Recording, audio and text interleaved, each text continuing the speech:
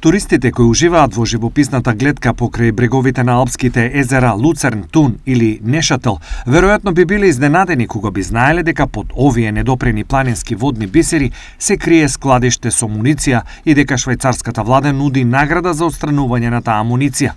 Со години, швајцарската армија ги користела езерата како депонии за стара муниција, сметајќи дека тие се погодни места за отстранување на застарените, но опасни резерви на експлозив, пренесува BBC.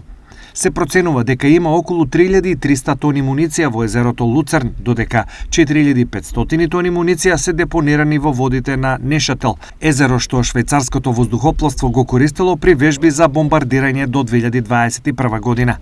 Некои делови од депонираната муниција се наоѓаат на длабочина од 150 до 220 метри, додека други, како на пример во езерото Нешател, само 6 или 7 метри под површината. Швајцарското министерство за одбрана нуди 50.000 швајцарски франци, односно околу 45.000 фунти, како парична награда за најдобрата идеја за отстранување на амуницијата.